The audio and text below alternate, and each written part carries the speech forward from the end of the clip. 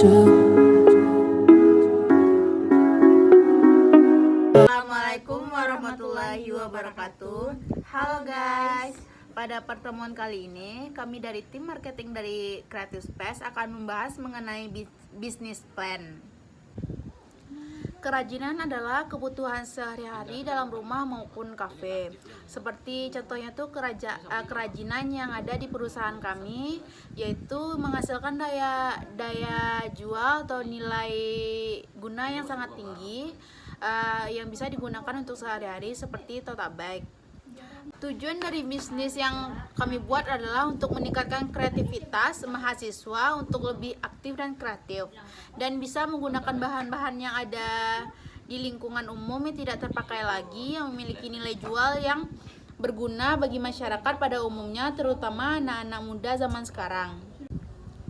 Gambaran umum pasar. Produk tote bag dari Karung Goni adalah tas yang terbuat dari bahan karung goni atau sering disebut sebagai tas jaring ataupun tas beras. Produk ini biasanya didesain simple namun memiliki kekuatan dan daya tahan yang tinggi. Pasar untuk produk tote bag dari Karung Goni mudah dijumpai seperti di toko-toko serba ada, toko-toko kain, toko-toko khusus peralatan, pasar swalayan, toko-toko online, bahkan toko-toko souvenir dan toko-toko di tempat-tempat wisata. Pengembangan produk.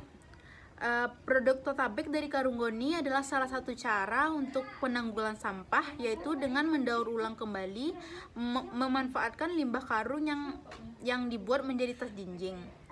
Dalam hal pemanfaatan ini, untuk mengetahui potensi keuntungan dari pemanfaatan kain Karung Goni menjadi produk tote bag. Selain itu, mengetahui pemanfaatan Internet of Things (IoT) dalam pemasaran produk. Maka solusi yang ditawarkan adalah pembuatan tote bag. Biasanya tote bag berbahan kain kanvas, belacu, spoonboard maupun drill. Namun kali ini kami membuat yang berbahan dari goni, yaitu merupakan limbah sisa daur ulang yang biasanya digunakan sebagai produk pertanian. Maka agar mengoptimalkan kembali hasil sisa atau limbah, pembuatan tote bag kali ini berbahan karung. Selanjutnya yaitu mengenai materi kegiatan promosi. Yang pertama yaitu promosi dengan sosial media. Penggunaan media sosial sebagai alat promosi karena mampu menjangkau banyak orang dalam waktu yang relatif cepat. Yang kedua yaitu promosi penjualan atau sales promotion. Promosi penjualan dapat dilakukan dengan cara seperti pemberian harga khusus atau potongan harga atau diskon, pemberian kupon undian kepada pelanggan, dan yang terakhir pemberian percobaan produk secara gratis. Ketiga yaitu pemasaran langsung atau direct marketing. Kegiatan pemasaran yang memungkinkan perusahaan untuk berkomunikasi langsung kepada pelanggan dengan metode seperti pesan seluler, email, situs web, konsumen interaktif, iklan bergambar, dan lain sebagainya. Selanjutnya, strategi penempatan. Harga produk pada perusahaan kami ini beragam, seperti tote bag yang kami jual berkisaran antara harga 30.000 sampai 100.000. Karena tote bag pada perusahaan kami juga memiliki beragam bentuk menyesuaikan dengan permintaan dari konsumen sendiri. Dilihat dari target pasar perusahaan kami adalah anak remaja, maka harga yang kami berikan sesuai dengan budget dan kualitas produk kami. Produk kami juga tidak kalah saing dengan produk yang lain yang diproduksi oleh perusahaan-perusahaan lainnya. Selanjutnya, analisis TUAS. Yang pertama yaitu TITS. Banyak persaing yang lebih berpengalaman dan memiliki cara kerja yang mungkin lebih rapi dan tersusun. Yang kedua yaitu opportunity. Estetika yang sangat tinggi di kalangan remaja yang membuat peluang besar untuk menjual produk-produk unik dan kreatif.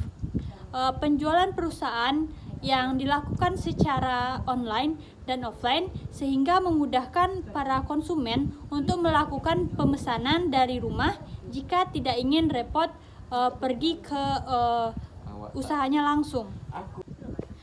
Analisis yang ketiga yaitu weakness. Serat karung goni yang tebal sehingga jika dijadikan tas jinjing, bobot barang yang dibawa berasa lebih berat, barang yang dibawa juga terbatas. Yang keempat yaitu strength. Keunggulan produk kami yaitu barang bekas yang awalnya tidak memiliki nilai jual tapi diolah dengan sebaik mungkin dan mengikuti gaya modern.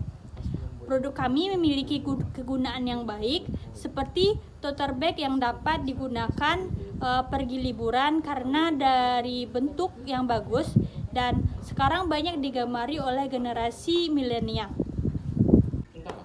Materi selanjutnya yaitu wilayah pemasaran dan jalur distribusi. Wilayah pemasaran yang direncanakan dalam memasarkan hasil produk perusahaan kami, akan membuat stand yang beralamat di Jalan Gor Haji Agus Salim Padang dan di depan UPI. Kami juga akan membuka cabang yang beralamat di depan gerbang kampus Universitas Putra Indonesia YPTK Padang. Alasan kami memilih membuka cabang kedua di depan gerbang kampus UPI YPTK Padang karena target kami sebelumnya adalah remaja dan ibu-ibu. Dan untuk jalur kontribusi dalam menyalurkan ke konsumen, kami membuat dua cara. Yang pertama, bisa datang langsung ke tempat alamat stand jualan perusahaan kami. Yang kedua, perusahaan kami juga menggunakan via online atau melalui internet. Kami akan menjual hasil produk perusahaan kami melalui TikTok Shop, Shopee, Instagram, WhatsApp, dan juga media online lainnya agar mempermudah konsumen untuk membeli produk perusahaan kami. Cara yang kedua ini lebih praktis dan simpel untuk pada masa sekarang ini. Banyak sekali orang sekarang membeli produk secara online karena lebih mudah dalam melihat produk tersebut. Proses produksi. Dalam proses pembuatan tote bag, langkah awal ialah penyiapan alat dan bahan yang digunakan. Setelah semua alat dan bahan telah disiapkan, maka langkah selanjutnya itu proses pengukuran pola. Pengukuran pola tote bag dimulai dari badan yang diukur 40 cm untuk lebar kain, di mana 8 cm untuk dijahit, 4 cm kanan, 4 cm bagian kiri, sehingga lebarnya nanti akan menjadi 32 cm.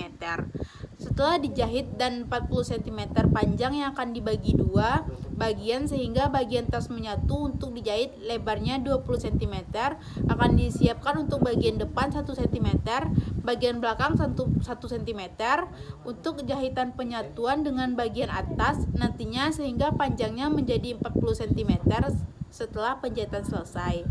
Alur produksi. Alur dari produksi perusahaan kami berawal dari pembuatan produksi yang akan dilakukan oleh anggota bagian pengolahan produksi. Setelah itu akan dipasarkan dan dipromosikan pada Instagram, TikTok, dan tempat promosi lainnya sehingga memudahkan konsumen untuk menemui atau melihat produk yang kami produksi pada perusahaan kami ini. Selanjutnya bahan baku dan penggunanya. Di sini kami akan mempunyai 3 bahan baku. Yang pertama ada bahan baku utama seperti karung, gunting, lem, mutiara, hiasan, benang, jarum jahit. Yang kedua ada kebutuhan rata-rata per bulan. Kebutuhan perusahaan kami per bulan berkisaran sekitar 50-100 karung karena dilihat dari target penjualan tote bag tidak terlalu banyak dalam per bulan. Yang ketiga penyediaan bahan baku perusahaan kami akan menyediakan bahan baku secara per bulan karena pembelian bahan baku banyak akan menguntungkan untuk perusahaan kami. Selanjutnya di sini kami akan membahas tentang struktur organisasi. Yang pertama yang dipimpin oleh CEO. Jadi di bawah CEO ada Business Sekretaris, Direksi, CFO. Di bawah Business Sekretaris ada bagian manajer sekretaris, asisten sekretaris. Selanjutnya ada direksi. Di bawah direksi ada content creator, social media officer, marketing, manajer operasional. Selanjutnya ada CFO, di bawah CFO ada bendahara, controller. Rencana kebutuhan pengembangan SDM. Untuk jumlah tenaga kerja yang dibutuhkan untuk kami tergolong banyak, sebanyak 15 orang, terbagi menjadi beberapa bagian antara lain potong memotong bahan, bagian jahit menjahit, terus bagian merapikan jahitan, dan bagian pengemasan, bagian promosi dan memasarkan produk. Assalamualaikum warahmatullahi wabarakatuh. Perkenalkan, saya Wisra Hadifa. Di sini saya akan menjelaskan tentang analisis keuangan. Yang pertama, modal investasi. Nah, Creative Space ini akan membuat suatu produk, yaitu tote bag dari kain goni. Nah, hal yang pertama dan hal yang paling penting adalah mesin jahit. Dan seharusnya kami lebih memilih menginvestasikan mesin jahit ini ke dalam perusahaan kami. Namun kami memilih untuk mengupah proses penjahitan ini kepada yang lebih profesional. Karena jikalau nih kami membeli mesin jahit, namun di antara seluruh kelompok itu tidak ada yang memiliki skill dalam menjahit, dan menurut kami daripada rugi, jadi kami memilih untuk mengupah proses menjahit ini. Lalu yang kedua adalah modal kerja, yaitu ada biaya tetap, jenisnya biaya konsumsi, biaya sewa tempat, biaya sewa tenda, biaya transportasi, spanduk, gunting, dan gantungan. Nah, masing-masing itu semua dihitung per hari, dan biaya maka didapat adalah biaya konsumsi per harinya 4.000, biaya sewa tempat per harinya 8.000, biaya sewa tendanya per hari 2.700, biaya transportasi 2.500, spanduk 97 perak, gunting 500 perak, dan gantungan 125 perak. Nah, itu dihitung per hari semua. Lalu totalnya adalah 17.922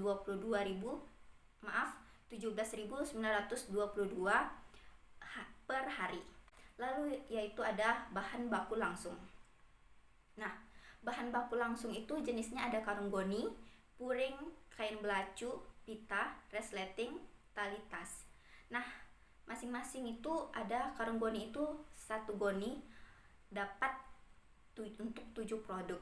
Dan puring itu kami memiliki 1 meter. Nah, 1 meter itu dapatlah 3 produk. Lalu kain belacu itu 1 meter, maka itu untuk 1 meter itu dapat 6 produk. Lalu pita itu ada 5 meter, itu dapat 16 produk. Itu dapatnya 16 produk.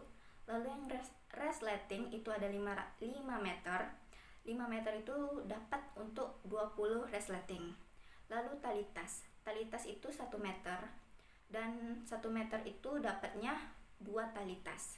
Nah, masing-masing harganya adalah harga beli 1 goni 6.000, 1 meter puring 15.000, 1 meter kain belacu 25.000, 5 meter pita atau 1 roll 30.000, 5 meter resleting itu 30.000, tali tas 1 meter 10.000. Nah, rata-rata perharinya adalah karung goni 857 perak, puring 5.000, kain belacu 4.167, kain pita 1.875 perak, resleting 1.500, tali tas itu 5.000. Maka total seluruhnya adalah 18.399 per harinya. Lalu yang kedua adalah bahan baku tidak langsung. Bahan baku tidak langsung ini ada 2 jenis, yaitu kantong plastik dan stiker logo. Kantong plastik ini dalam satu pak itu ada 20 lembar. Nah, dan stiker logo itu satu lembarnya, satu kertas A3 itu ada 54 stiker. Masing-masing harga belinya adalah kantong plastik itu seharga 30.000 satu paknya. Stiker logo itu untuk kertas A3 yang isinya 54 stiker itu ada harganya 20.000. Maka rata-rata perharinya adalah 1.500. Jadi total perharinya adalah 1.870. Nah, selanjutnya adalah biaya tenaga kerja langsung, yaitu kami mengupah setiap produksi tote bag, yaitu dalam proses jahit menjahit. Nah, sekali upahnya itu adalah 15.000. Jadi total BTKL-nya adalah 15.000. Jadi perkiraan finansial kami adalah dengan menambahkan biaya tetap, biaya bahan langsung, biaya bahan tidak langsung, dan biaya tenaga kerja langsung.